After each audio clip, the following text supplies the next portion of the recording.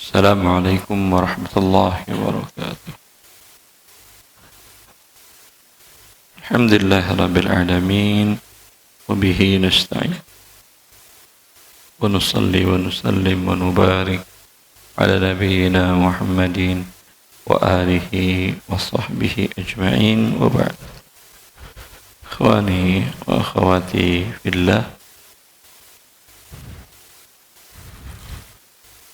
insyaallah kajian bulanan buku Harta Haram Muamal Kontemporer di Masjid Nurul Islam Pondok Kopi akan kita lakukan pada hari Sabtu seperti hari ini, pada asar seperti saat ini, kedepannya insyaallah. Allah barik fiik. Sampai di mana? Sampai di mana?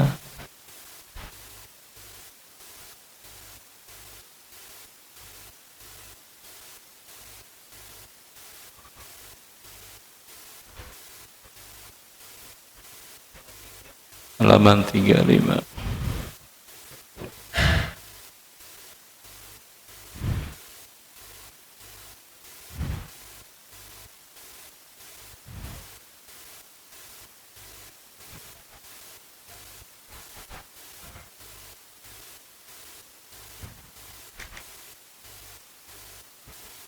Fadhal dibaca.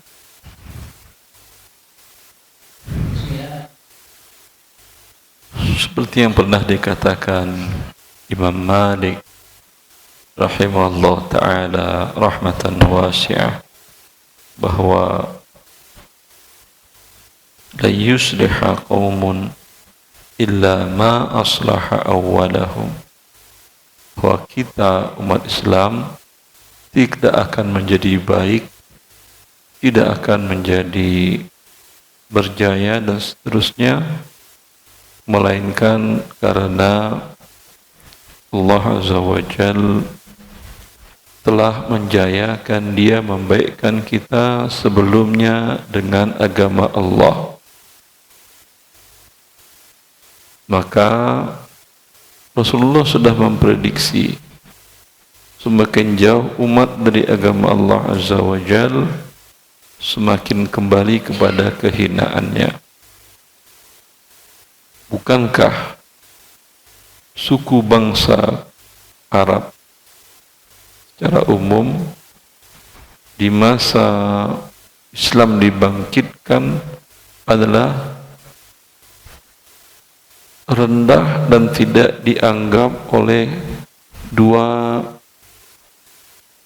kekuasaan besar di waktu itu, Romawi yang beragama Nasrani yang sudah dirubah, dengan Persia agamanya Majusi, penyembah api. Tidak dianggap. Bahkan ketika salah seorang panglima pasukan sahabat ketika dia mengatakan, bukankah kalian orang Arab adalah orang-orang yang hidup dalam kelaparan dan kemiskinan dan peperangan sesama kalian? Udah ngapain kalian perang melawan kami? Kami kasih kalian makan, udah pulang. Begitu pandangan mereka. Dijawab oleh sahabi jalil ini, kami dahulu memang orang yang hina seperti yang kalian katakan, tapi Rasulullah mengutus Rasulnya Muhammad sallallahu alaihi wasallam liyukhrijan nas min ibadatil ibad ila ibadati rabbil ibad, dan beliau membawa misi untuk mengeluarkan manusia dari menyembah manusia kepada menyembah Tuhannya manusia. Ya. Dan dengan lantangnya beliau mengatakan, kalian pilih di antara dua, kalau tidak bayar jizyah, kalau tidak masuk Islam. Dan terjadi peperangan, pasukan Romawi hancur. Sejarah mencatat peperangan antara Romawi dengan Persia, dua kekuatan besar, dalam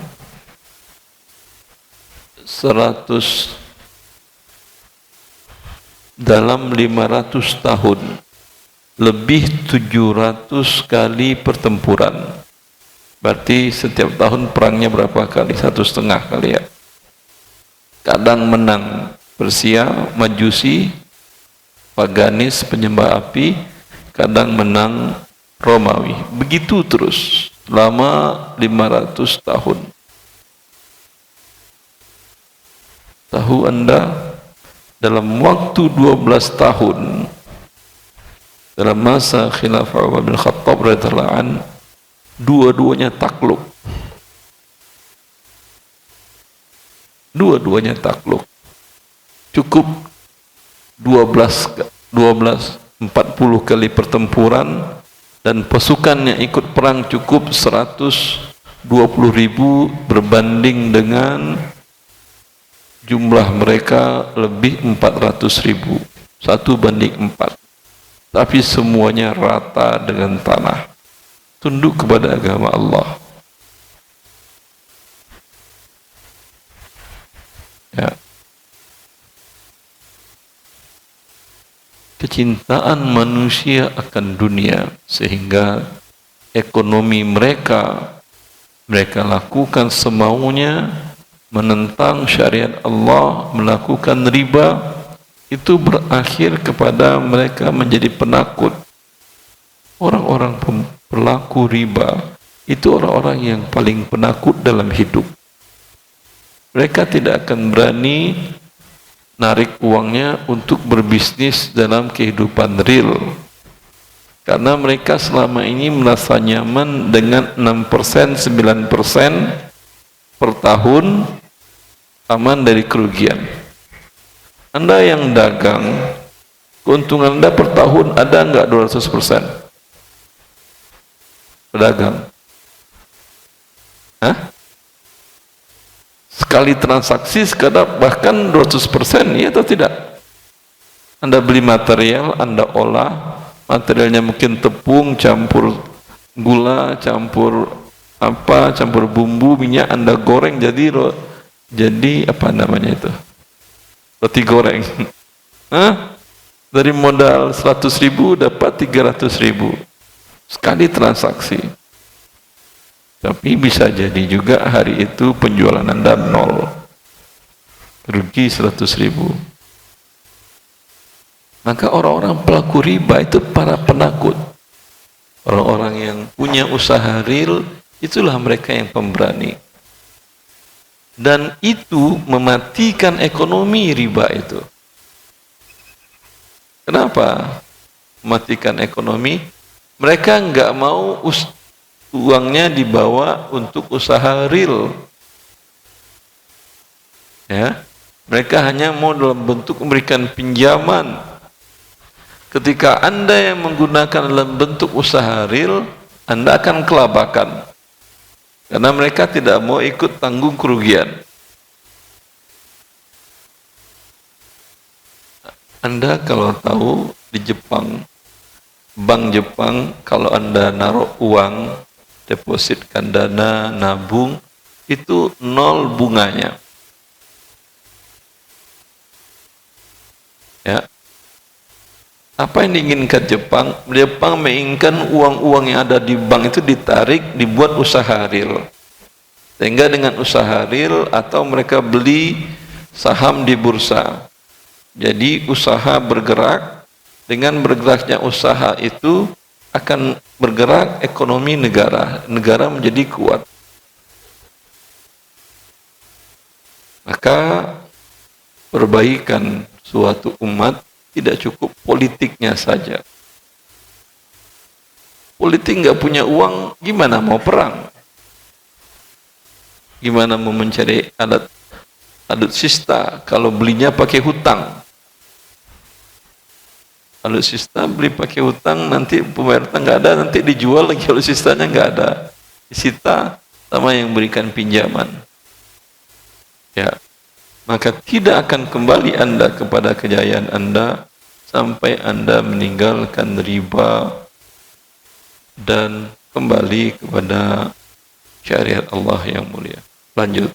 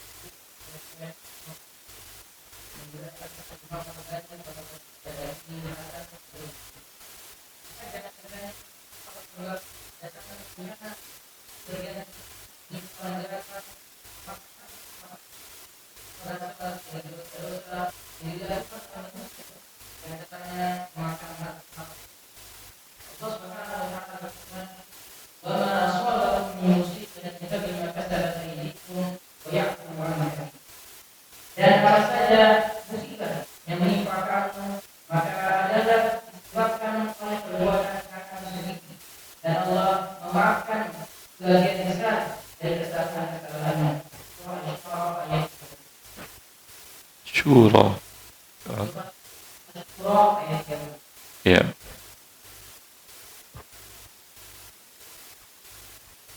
Kalau semua kita setiap membuat dosa langsung diadab oleh Allah Azza wa Jalla, kata Allah, tidak akan ada lagi yang tinggal di atas muka bumi. Allah sayang kepada kita.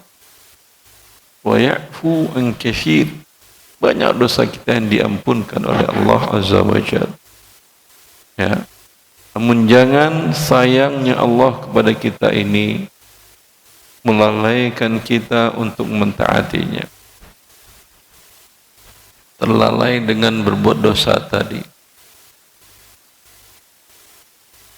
Ya. Ikhwani wa akhwati fillah, banyak orang yang merasa ketika dia berdosa kemudian dia biasa-biasa saja hidupnya, sehingga dia pun terbiasa berbuat dosa, baru ketika hancur dia kemudian bertaubat kepada Allah Azza wa Jalla. Jangan pernah mendekati dosa, mau kecil apalagi besar. Jangan pernah. Bila terlanjur, langsung bertobat kepada Allah Jalla fi'ula.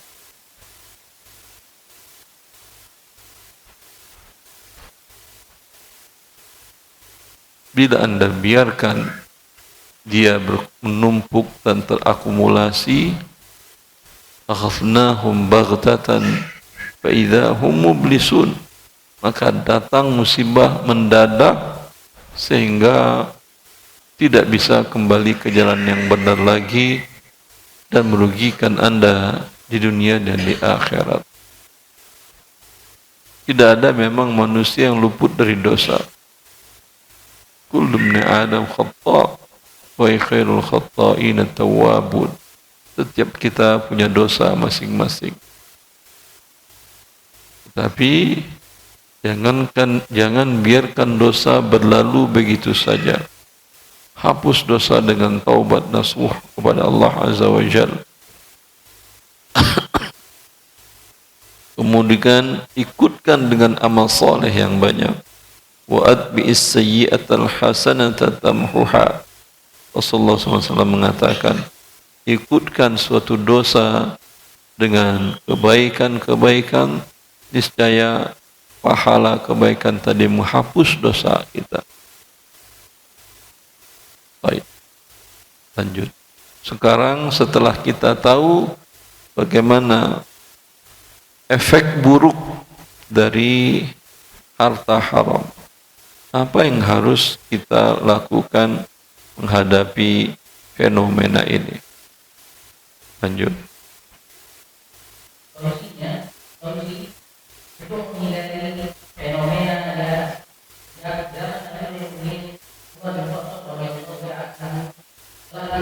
jangan ini kebijakan selektif. Beliau memutus para masyarakat untuk mungkin para pedagang yang tidak mengerti halal haram dalam jual beli. Al-Imam At-Tirmidzi meriwayatkan bahwa Khalifah Umar bin Khattab radhiyallahu ta'ala mengeluarkan perintah la yabih illa apa jangan berjualan di pasar pada para pedagang yang tidak mengerti untuk muamalah. Ya. Efek yang disebabkan oleh transaksi riba dan haram dan harta-harta haram tersebut sudah kita ketahui merusak jiwa, diri, sosial, lingkungan, masyarakat, dan bahkan alam semesta. Semuanya duduk sayang. Abinya baca. Mau ikut sama abinya baca? Nah. Maka dari masa Rasulullah sallallahu alaihi wasallam, Rasulullah sering mengambil tindakan preventif. Suatu kesalahan jangan sampai terjadi. Itu tujuan tindakan preventif. Karena bila dia terjadi, untuk memperbaiki kembali itu susah. Sama hubungan kita masing-masing dengan pasangan kita, suami istri. Jangan pernah berbuat dosa besar, dosa kecil maupun dosa besar, masing-masing pihak kepada pihak yang lain. Karena bila pernah menzalimi satu dan lainnya, memaafkan bisa, tapi menghapus dari memori bisa apa tidak? Enggak mungkin bisa dihapus dari memori Anda. Maka yang paling baik jangan pernah jatuh. Ya. Jangan pernah jatuh ke dalam perbuatan dosa yang dimurkai oleh Allah Azza wa Jalla. Karena menghapusnya susah. Walau Anda sudah bertobat, walau sudah saling memaafkan. Karena itu Rasulullah SAW adalah orang yang paling mengerti akan hal tersebut, akan kemurkaan Allah Azza wa Jalla. Bila saja langit gelap, biasanya orang senang bertanda hujan akan turun. Tapi Aisyah radhiyallahu anha menceritakan, bila langit gelap, maka Rasulullah SAW itu kerasa kurusuk dalam rumahnya. Pergi keluar, pergi seperti orang tidak tenang. Beliau khawatir terjadi seperti yang menimpa kaum Thamud.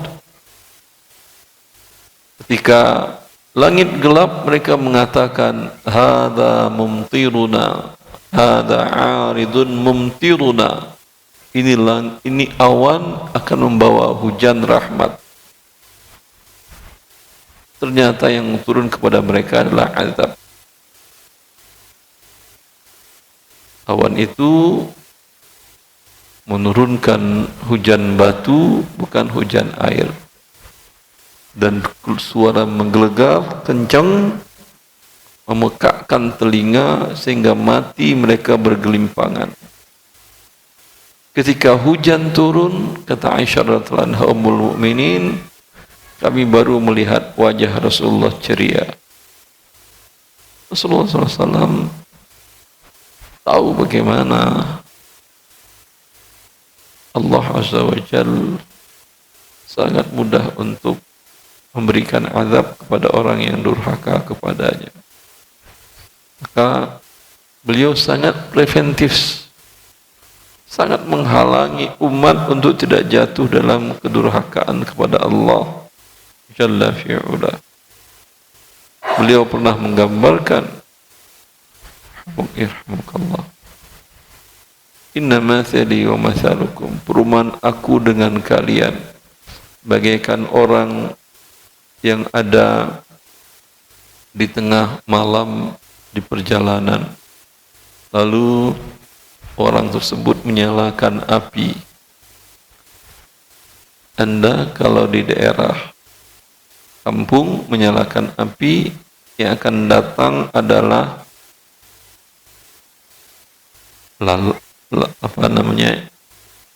binatang-binatang yang terbang di malam hari akan mendatangi api Anda tadi. Kalau mereka terkena api, mati. Maka kata Rasulullah, perumpamanku dengan kalian bagaikan itu. Maka aku mengatakan, ilaikum anni, jangan mendekat kepada api, jangan mendekat kepada api. Begitu Rasulullah SAW menyampaikan dakwahnya kepada kita, menjaga kita untuk tidak jatuh ke dalam api neraka Allah Azza wa Jalla. Seperti Anda, bila orang yang Anda cintai akan jatuh ke dalam kehancuran, kebinasaan, Anda pasti akan berikan tindakan preventif. Diingatkan, suara halus, suara baik, belum juga berhenti, Anda naikkan suara, belum berhenti, Anda lakukan perbuatan apapun agar tidak jatuh ke dalam kebinasaan. Ya. Maka Umar bin Khattab radhiyallahu anhu, Rasulullah SAW masuk ke pasar melakukan sidak. Tujuan Rasulullah khawatir bila pasar kaum muslimin banyak di sana penipuan, baik penipuan timbangan, penipuan kualitas barang. Itu bukan masalah rugi ekonomi saja. Azab Allah akan turun seperti yang turun kepada umat Nabi Syuaib. Bukankah Allah telah mengingatkan wailul lil mutaffifin, neraka waillah bagi orang-orang yang mengurangi timbangan.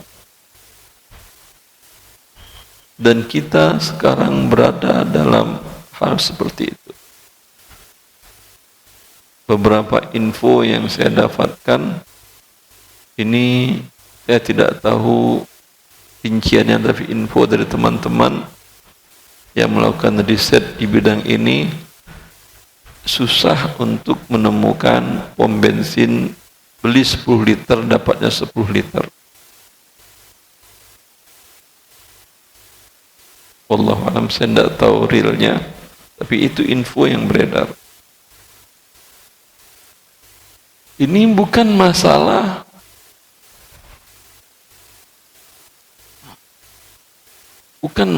Anda dirugikan dari sisi uang saja. Masalahnya turun azab Allah seperti yang turun ke umat Nabi Syuaib. Bagaimana?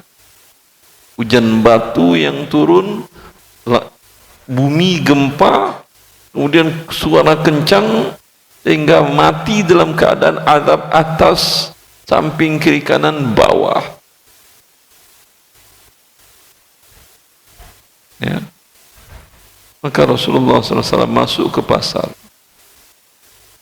Salah seorang sahabat menjual gandum. Rasulullah SAW masukkan jemarinya ke dalam onggokan gandum. Beliau dapati basah. Beliau mengingatkan sahabatnya ini dengan mengucapkan, ma hadza ya sahibat ta'am, apa yang kau lakukan ini? Sahabat itu dengan fitrahnya mengatakan, asabathu sama'u ya Rasulullah, yang basah di dalam itu kena hujan ya Rasulullah. Ya, hujan musibah. Jangan Anda buat musibah dengan melakukan dosa menipu sehingga musibah Anda jadi dua. Banyak kita yang melakukan begitu. Beli barang ketipu, dijual dengan cara menipu juga. Anda rugi Anda dua kali ya akhi. Udah rugi dunia ketipu, rugi dengan menipu orang juga. Dapat Anda musibah, tidak ada masalah. Ada simpanan pahala. Ketika Anda jual, sampaikan. Sehingga Rasulullah menasihati sahabatnya ini. Allah ja'altahu fawqa. Kenapa yang tidak basah engkau tampakkan sehingga orang beli dengan kondisi basah? Tidak masalah kamu rugi dan belum tentu juga tahu merugi. Seperti kisah dua sahabat Nabi SAW, Zaid bin Thabit dengan Abdullah bin Umar. Utsman dengan Abdullah bin Umar radhiyallahu ta'ala anhum. Dinukil, diriwayatkan oleh Imam Malik dalam Muwatta'nya, dinukil juga oleh Imam Nawawi dalam kitabnya Al-Majmu' Syarhul Muhadzab. Ketika Abdullah bin Umar menjual untanya, dia jual dengan harga 800 dirham. Kemudian Utsman membawa, bukan unta, budak, membawa budak tersebut ke rumahnya, dan ternyata dia dapatkan cacat pada budak itu, mungkin kulitnya, sehingga dia bekerja tidak maksimal budak tadi. Maka keesokan harinya dia datang kepada Abdullah bin Umar untuk mengembalikan budak tadi. Ya. Maka Abdullah bin Umar mengatakan, saya tidak mungkin menjual kepadamu barang yang cacat, karena saya langsung mendengar dari Nabi SAW tentang dosa bagi orang yang menjual barang yang cacat, barang yang jelek. Maka mereka datang ke Qadi Syuraih, pada Qadi. Kata Qadi, seperti kata Nabi SAW, bukti ada, yang mengingkari silahkan bersumpah. Maka sekarang yang mengingkari adalah Abdullah bin Umar. Diminta dia bersumpah bahwa ketika dia jual kondisinya tidak cacat. Dia tidak berani,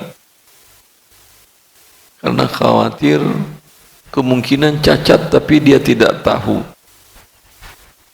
Lalu Abdullah bin Umar mengembalikan uang 800, sekarang barang diambil, budak yang cacat.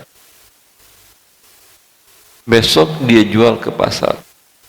Kira-kira menurut Anda harganya jadi berapa? Naik apa turun? Turun kan ya? Besok laku dengan harga 1.500 dirham. Naik sampai 95% harganya. Orang yang membesarkan nama Allah, Abdullah bin Umar tidak mau nama Allah, asma Allah, untuk sekedar masalah urusan jual beli budak.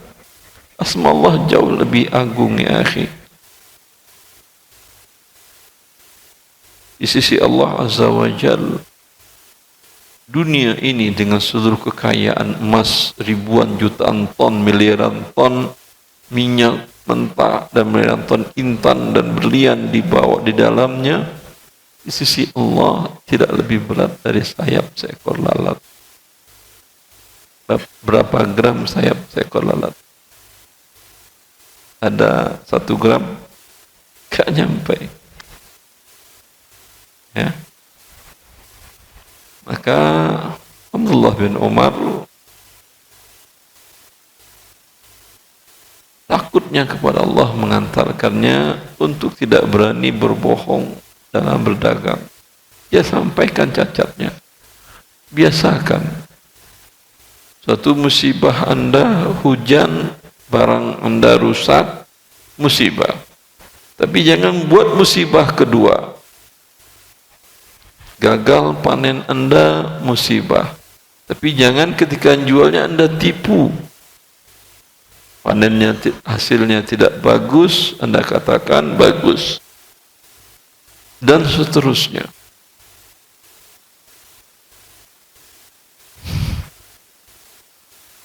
Ya.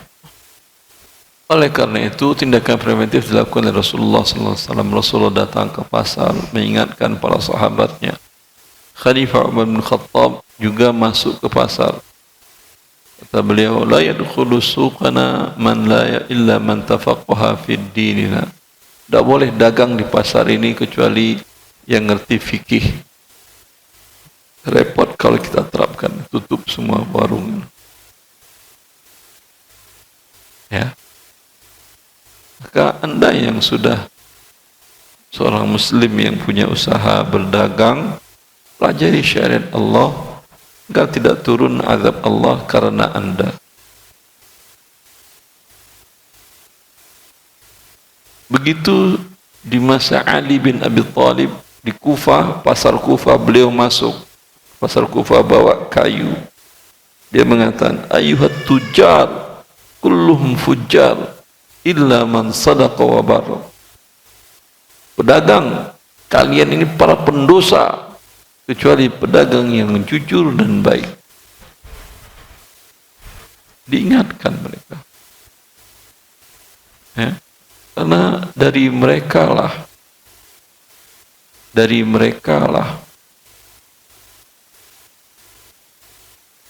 menjalarnya, menyebarnya dari transaksi haram, harta haram, dan itu merusak manusia.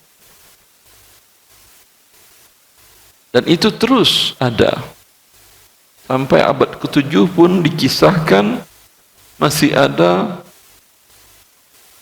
para Imam Malik sebelumnya juga pernah diminta oleh khalifah untuk datang ke pasar Madinah menguji para pedagang. Siapa yang tidak bisa menjawab, disuruh keluar dari pasar, disuruh belajar dulu. Sudah lulus baru masuk. Begitu.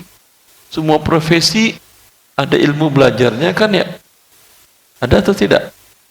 Kalau Anda tidak dapat sertifikasi profesi dokter, boleh praktek?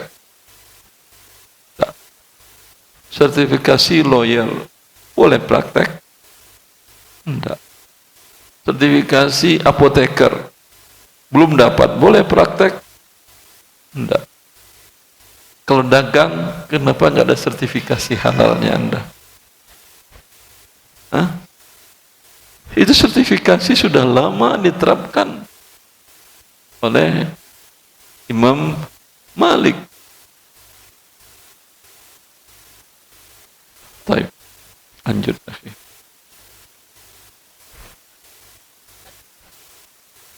Juga diriwayatkan dari Imam Malik bahwa beliau memerintahkan para penguasa untuk mengumpulkan suku pedagang dan orang-orang Arab.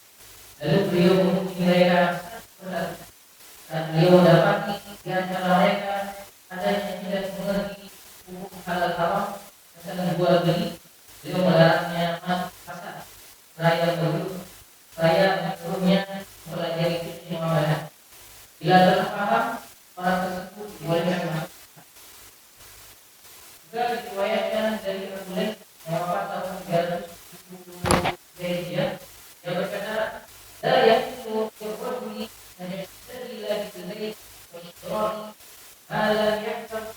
kedua. Orang laki-laki tidak halal melakukan akad jual beli selagi dia belum menguasai bab fikih jual beli. Oh, Masya Allah. Bahaya ini. Siapa di antara antum yang hafal bab fikih jual beli? Tunjuk tangan. Kita uji. Tidak ada. Siapa di antara antum yang pedagang? Kalaupun bab jual beli itu, Anda bisa jadi penjual, bisa jadi pembeli. Siapa di antara Anda yang tidak pernah beli? Ada? Enggak ada kan ya?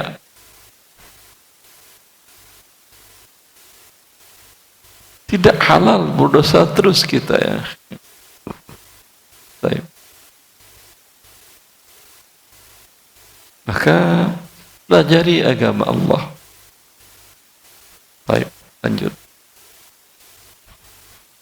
Bila riwayatnya dari Muhammad bin Hasan, dia berkata, "Wa dari kita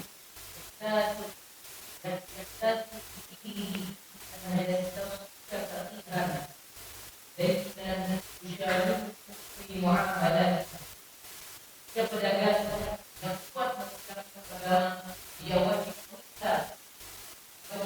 kita didampingi oleh amalan dan takwa agar pedagang dapat bermusyawarah dengan transaksi yang dia lakukan. Ya, ini solusinya. Kalau Anda belum belajar, tinggal ambil pendampingan konsultan syariah. Tapi kan capek konsultan syariah. 1, 2, 3, 4, 60 orang ini minta didampingin semuanya transaksinya. Setiap hari di transaksi, ada yang 30 transaksi, ada 40, juga nggak masuk akal. Minimal dasar-dasar Anda faham. Hal-hal yang sulit baru Anda tanyakan kepada ahlinya. Ya. Dari zaman dahulu, akhi, kata para ulama, Muhammad bin Hasan Asy-Syaibani, murid Imam Abu Hanifah. Dahulu kalau para pedagang, mereka itu akan meng-hire seorang alim, ya enggak ulama besar masa ikut kemana-mana, habis hilang majelisnya, untuk mendampingi perjalanan dagang mereka, agar ketika terjadi transaksi, mendampingi itu Dewan Pengawas Syariah Dagang. Dia hadir di depan si pedagang. Bila ada transaksi yang salah, dia perbaiki langsung. Ya. Seperti itu dari masa abad kedua, karena beliau hidup di abad kedua Hijriah. Itu sudah beliau katakan.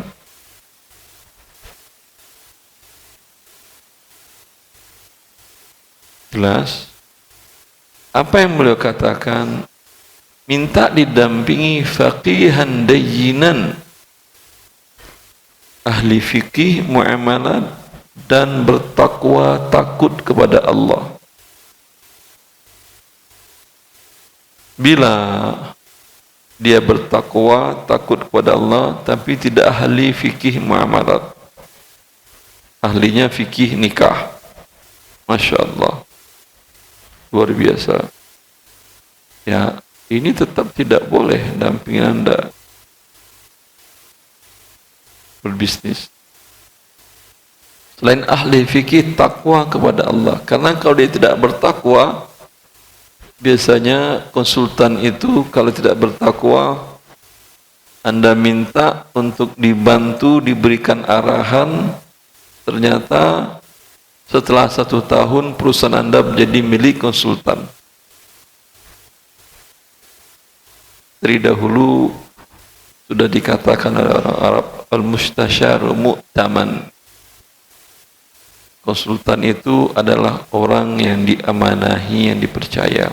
Maka cari yang bertakwa, agar karena akan Anda buka kepada dia seluruh transaksi Anda, harta Anda, perusahaan Anda buka kepada dia. Kalau dia tidak amanah, akan dengan mudah dia mengambil alih perusahaan Anda. Anda yang dimudahkan oleh Allah mendapatkan ilmu fikih muamalat, jangan menjadi manusia yang tamak. Apa yang ada di tangan Anda, ilmu yang diberikan oleh Allah kepada Anda, jauh lebih baik. Bukankah Nabi mengatakan bahwa seluruh kekayaan yang di muka bumi ini di dalamnya tidak lebih dari seberat sayap seekor lalat. Sedangkan iman dan ilmu yang Anda miliki, wal akhiratu khairu wa abqa. Allah mengatakan akhirat, sesuatu yang dari sisi Allah, khairun, jauh lebih baik, wa abqa, dan kekal. Sebuah kerugian besar ketika Anda tamak dengan harta manusia dan berkhianat kepadanya ketika Anda diamanahi untuk memberikan pendampingan, konsultansi untuk mendapatkan harta yang halal. Lanjut. Dari sini kami berjalan hingga abad ke-8 Hijriah. Di dalam negara Islam, bagaimana kebijakan oleh Islam dalam negara 737 Hijriah.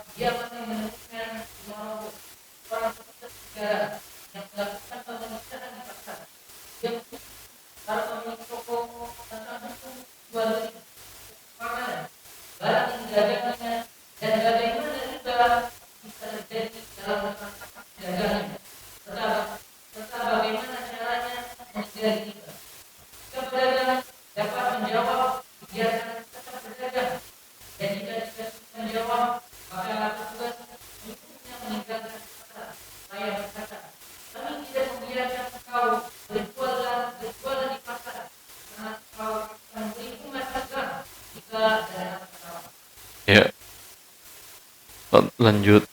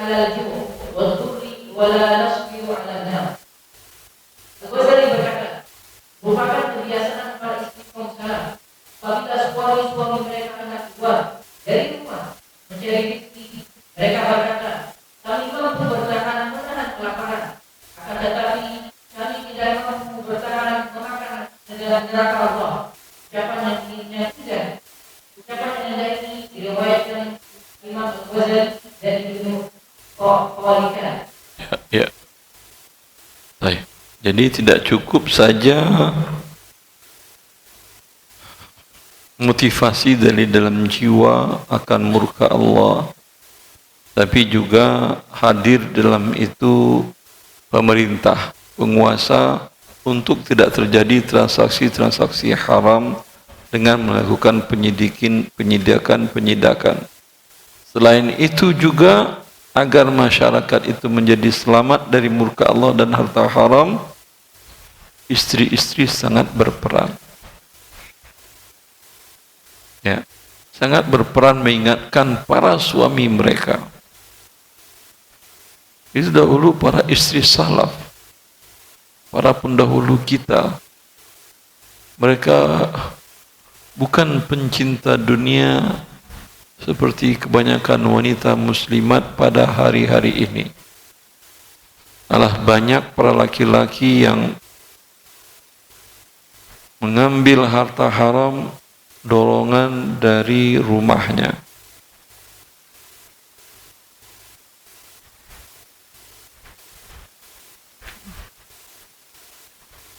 Saya tidak ada tahu riset, cuma sekadar menanyakan kepada Anda.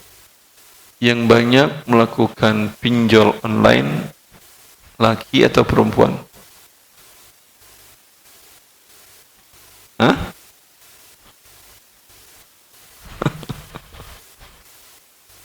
Saya hanya menanyakan. Saya tidak tahu risetnya.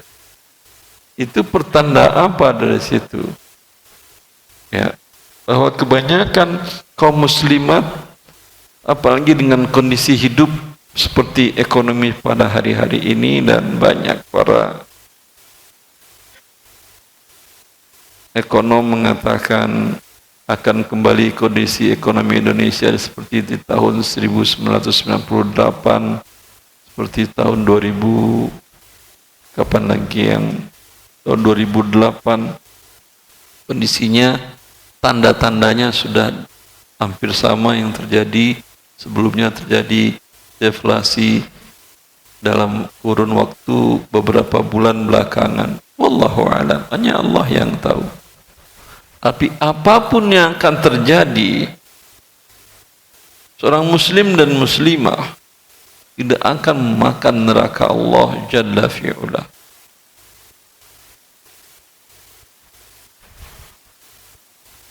Susah anak Anda biaya uang sekolah, jangan ambil pinjol. Ya, minta keringanan kepada sekolah, undur waktu sebelum sampai Anda sempat menjual barang yang bisa dijual. Tidak ada solusi, tidak apa-apa, berhentikan anak Anda sekolah. Daripada Anda membuat riba. Anda berbuat riba, mendurhakai Allah. Allah ancam dengan api neraka. Anak Anda sekolah, apakah akan jadi orang yang tidak sukses? Tidak sekolah dia, apakah menjadi orang yang tidak sukses? Hah? Tidak ada jaminan, akhi. Ya. Sekolah tidak mengantarkan Anda untuk menjadi orang sukses. Banyak orang sukses yang tidak melalui jenjang sekolah.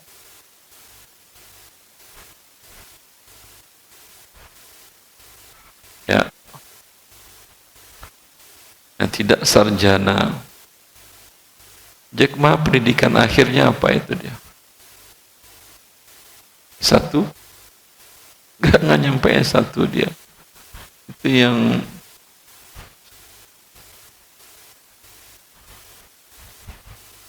Indonesia,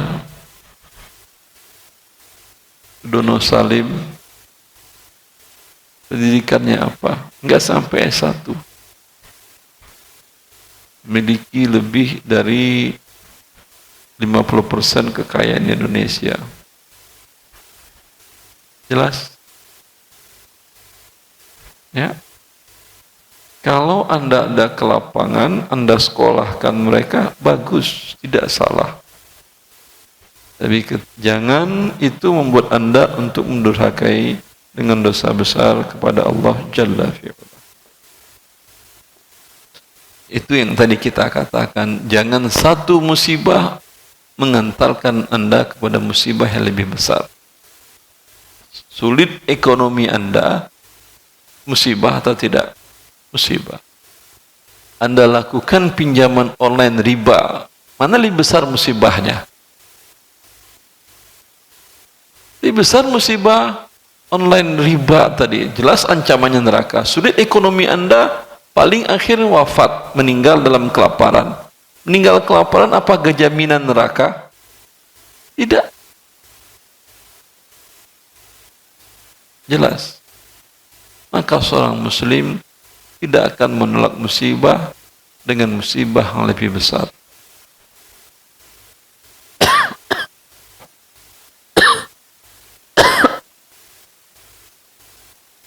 Kita cukupkan di sini, ada 1/4 jam buat yang bersoal jawab. Fadhalu.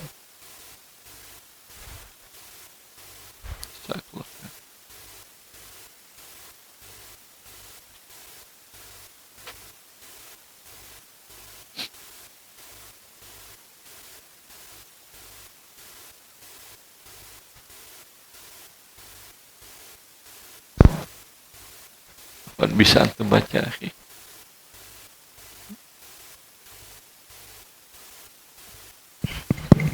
Cek, cek.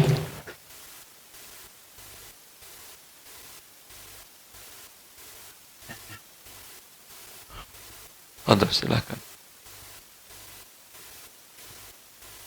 Assalamualaikum warahmatullahi wabarakatuh. Assalamualaikum warahmatullahi wabarakatuh. Cek. Saya mau tanya, jika bisnis dengan sistem berkaki, maksudnya seperti usaha, sekarang bisa apa ya, penjual, dan Sini. Kaki nggak bisa Anda sampaikan. Kaki harus saya lihat kakinya besar apa kecil, lurus atau bengkok.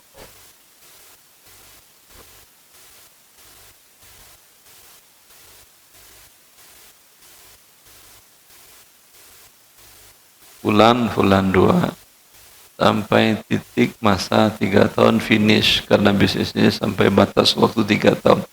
Menurut infonya bisnis ini sudah sesuai atau mengetahui fatwa MUI bisnis tersebut halal. Ana ragu untuk ikut bisnis tersebut karena sistem berkaki seperti MLM. Kakinya ada apa di kakinya? Apakah ketika dia tidak dapat kaki baru dia akan dirugikankah?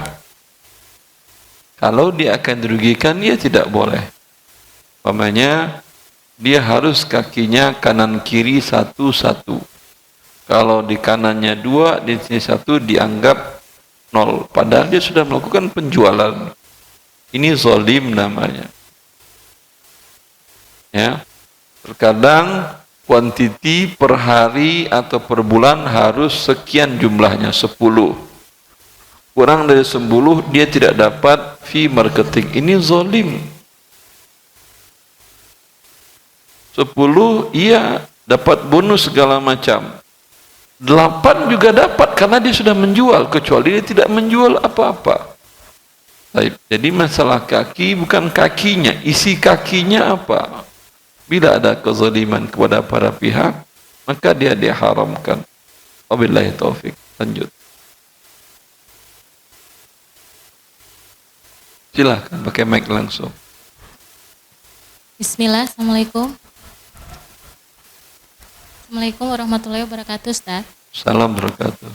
Afwan Ustaz, ingin bertanya, dalam akad KPR rumah, jika dalam akad tersebut di perbankan syariah ada akad wakalah yang dimana nasabah dijadikan wakil oleh bank untuk membeli rumah tersebut.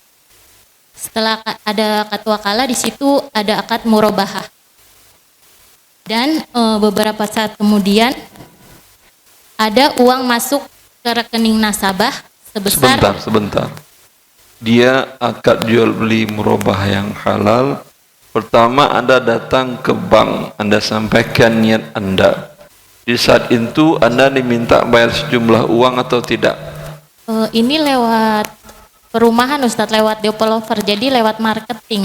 Sebentar, Anda kan datang ke developer dulu atau ke bank dulu? Ke developer dulu, jadi berkas Sebentar, saya... udah ya. pelan-pelan Ya. ke developer. Di developer Anda sudah ada akad jual beli atau belum? Belum.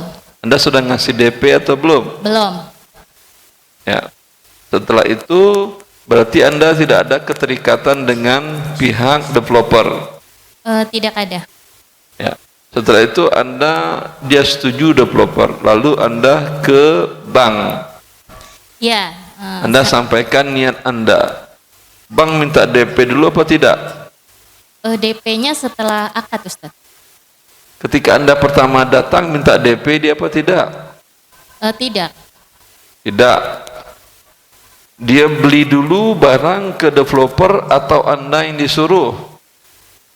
Kalau beli kurang tahu, Ustaz, cuman di akadnya itu di situ ada perjanjian akad wakalah. Berarti Anda yang disuruhnya beli, Iya, bukan Ustaz. dia yang beli.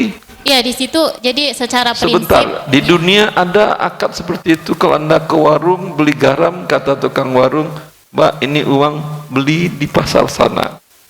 Nanti bawa kemari, Mbak, baru saya jual. Ada di dunia seperti itu? Iya, harusnya. Hanya ada di bank syariah dagang yang Anda belanja, dikasih uang suruh belanja. Ya. Itu tidak boleh. Maka Anda katakanlah kepada mereka, saya tidak mau. Kalian beli dulu seperti warung sebelah. Mau sebelah, kiri kanan depan belakang semuanya barang ada sama mereka, baru ada pembeli. Kalau sudah ada barang saya beli. Afwan, Ustaz. Mau dia enggak kira-kira? Jadi Kira-kira mau enggak dia? kurang tahu, Ustaz. Coba aja, mudah-mudahan mau. Kalau enggak mau berarti bukan rezeki Anda beli rumah dengan cara KPR syariah. Jadi di situ di akadnya ada tulisan bank sudah membeli secara prinsip. Membeli Hanya apa dia? Membeli rumah yang akan saya beli secara prinsip. Tapi di situ di Cara bawah apa? secara prinsip. Ada jual beli secara prinsip. Terus kemudian saya tanya, kok ada uang masuk ke rekening nasabah? Nah, dan bank menjelaskan itu hanya bukti pencairan bahwa nasabah itu sudah menerima uang. Dan uang itu bukan hutang piutang, karena uang itu tidak bisa Ibu digunakan. sebentar. Jangan panjang-panjang. Ibu dapat rumah dari dia atau dikasih uang beli rumah? Ada uang masuk, cuman katanya uang itu kan karena tidak. Uang masuk tuh biarin aja urusan dia, kan bank punya dia. Anda dikasih rumah apa dikasih uang? Dikasihnya rumah tapi nggak langsung Ustadz berkasnya gitu. Apa? Jadi uang itu kan katanya nggak bisa diapa-apain gitu sama nasabah. Jadi tidak ada masalah, uang itu kan lewat doang di rekening Anda. Cuman Anda dapat rumah apa dapat uang? Dapat rumah ya tidak ada masalah. Berarti uang yang lewat itu nggak apa-apa, Ustadz? Anda kan juga nggak bisa ngapa-ngapain. Angin lewat di rumah Anda, masalah enggak? Alhamdulillah, Ustadz. Alhamdulillah, anggap aja angin terlewat. Syukran, Ustadz. Jazakallah khairan.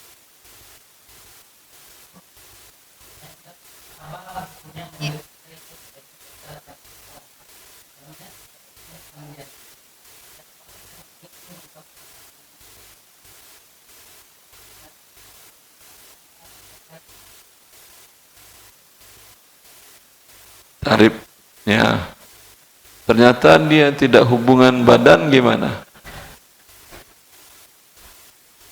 Ya, Rasulullah SAW naha an asbil fahal. Rasulullah melarang dari ini, kecuali kalau jasa sewa. Saya sewa hewan kamu, jantan kamu seminggu berapa? Ya. Masalah dia kawin gak kawin terserah, penting jasa hewan disewanya. Sama dia sewa ruko setahun berapa, mau ada penjualan mau pembelian tidak ada urusan Anda. Nah, itu boleh. Jelas? Salam.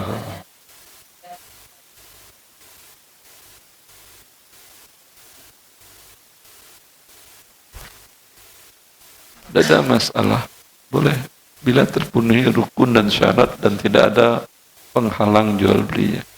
Lanjut.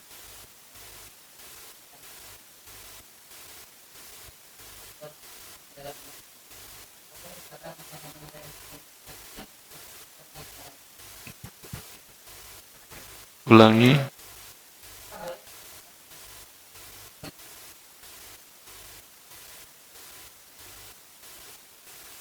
Gak paham saya. Skip yang nggak bisa dipahami, skip.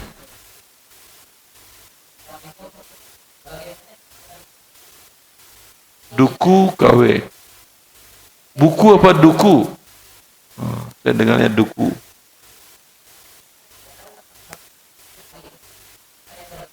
Tidak. Saat Anda tahu, keluarkan 10% royalti penulis buku yang ori, sedekahkan ke fakir miskin, niatkan atas pemilik pemegang royalti. Lanjut. Halal. Ini dibaca yang panjang.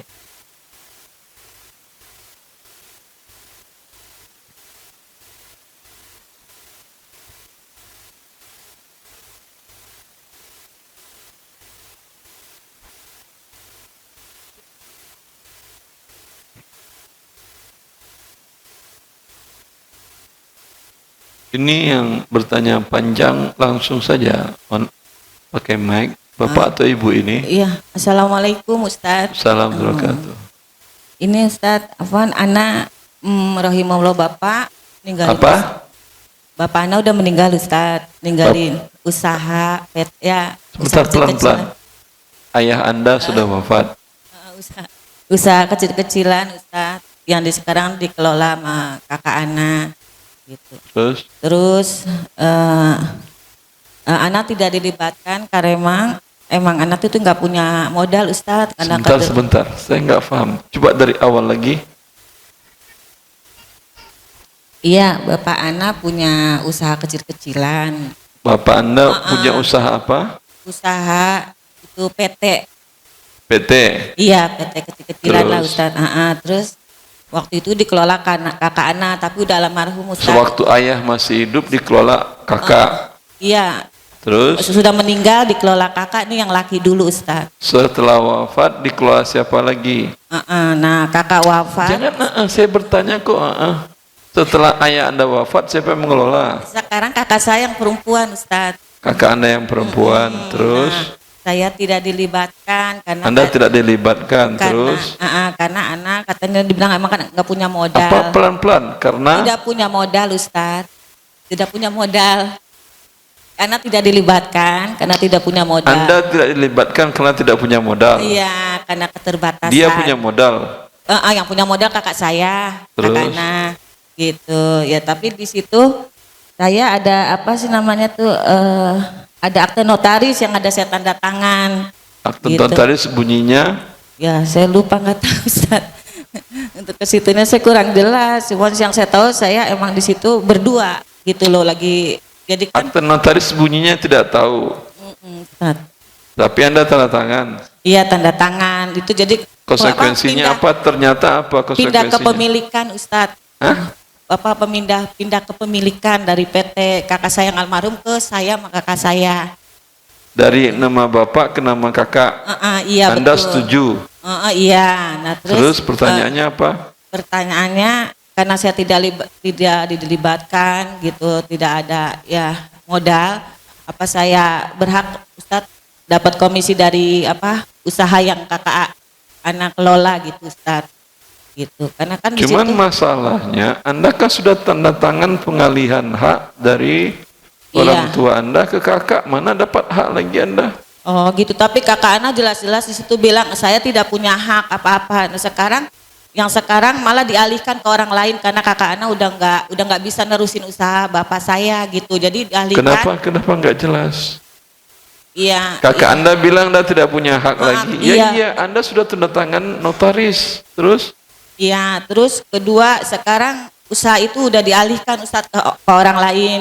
Kakak Anda jual ke orang lain. Oh iya betul. Terus? Karena dia bilang udah nggak bisa nerusin gitu. Nah terus saya di sini minta gitu loh. Kalau saya ngomong saya beraniin diri, saya ada hak di situ. Karena kan saya gimana juga kali ahli waris. Dia tetap ngotot. Kan nggak tidak bisa. ada hak sudah Anda tanda tangani pengalihan di notaris. Jadi tipu ya udah, di akhirat aja urusannya. Pertanyaannya apa Ibu? Ya udah itu aja Ustadz. Ya udah di akhirat aja Anda katakan ke kakak, kamu sudah menzalimi saya. Oh gitu Saya Ustaz. tidak ikhlas. Oh terus maaf Ustadz, dia ngasih uang ke saya tapi dengan nggak ridho Ustadz, ikhlas apa saya harus pulangin Ustadz? Gitu dia tetap Dia ngasih uang Anda sebesar hak waris Anda atau lebih kecil? Ya lebih kecil Ustadz karena emang Lebih kecil ambil saja, Anda bilang ini hak saya baru 5%, 95% kalau belum bayar di dunia saya tagih di akhirat. Oh gitu Ustadz, Iya. iya karena saya nerimanya juga saya jadi beda gitu Ustadz, udah jadi renggang keluargaan, saya nggak mau itu gitu loh Ustadz. Tadi ini saya mau ambil aja itu daripada nggak dapat apa-apa Anda. Oh iya gitu Ustadz. Ambil. Oh iya. Dan bilang masih kurang, saya tunggu sampai akhir hayatmu, belum lunas di akhirat urusan kita. Oh gitu Ustadz. Iya. Iya. Makasih Ustadz. Allah yabarik fiik. Assalamualaikum. Alhamdulillah. Allah yabarik fiik. Masih ada? Sudah habis? Oh ya, terakhir karena jam sudah 5.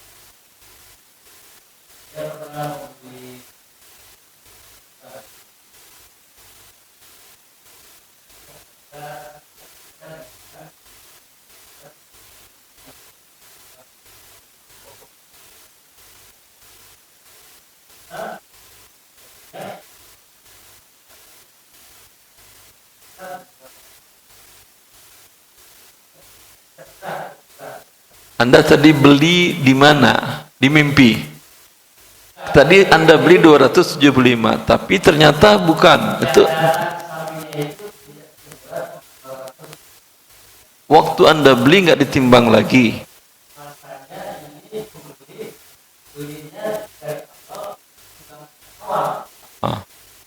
Kenapa nggak timbangan waktu dia masih bayi gini?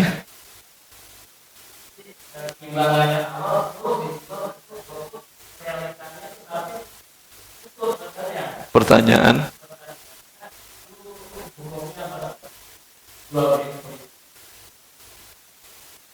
Ketika Anda melihat, Anda ridho apa tidak?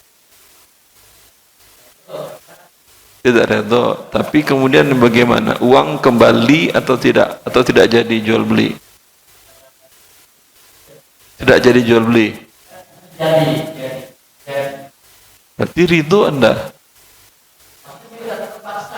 Oh terpaksa. Dia ngancam kalau nggak jadi beli saya bunuh ya, gitu.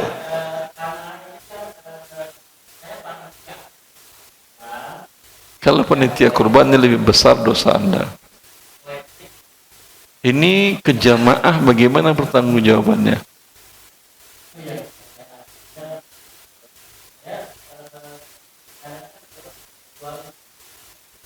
Iya. Ke penjualnya dia akan berurusan Anda dengan di akhirat, tapi Anda dengan para jamaah juga berurusan dengan di akhirat. Maka saya tidak menganjurkan pengurus masjid turut campur dalam transaksi kurban. Kalau Anda pengurus masjid hanya mengundang supplier hewan kurban, kalian buka di situ tenan atau apa namanya kandang, kami alihkan jamaah belanja ke Anda, setiap transaksi bayar fee untuk DKM masjid. Kepentingannya untuk masjid, kalau mau juga Anda DKM ya minta ke masjid berapa persen, 5% dari transaksi dapatnya semuanya. Nanti jemaah kalau mau kurbannya di rumah silahkan. Yang mau kurban dibantu bareng-bareng sama panitia masjid, bayar lagi uang penyembelihan, pencacahan. Kalau ingin dibagiin sendiri silahkan. Mau jasa panitia bayar lagi, nggak ada masalah. Itu lebih bagus. Jelas. Yang sudah terjadi urusan Anda dengan jamaah dan urusan Anda dengan yang tadi. Kalau jamaah menghalalkan Anda, alhamdulillah. Jelas ya. Semoga bermanfaat. Wallahu a'lam taufiq. Wassallallahu ala nabiyina Muhammad wa alihi wa sahbihi wasallam. Assalamualaikum warahmatullahi wabarakatuh.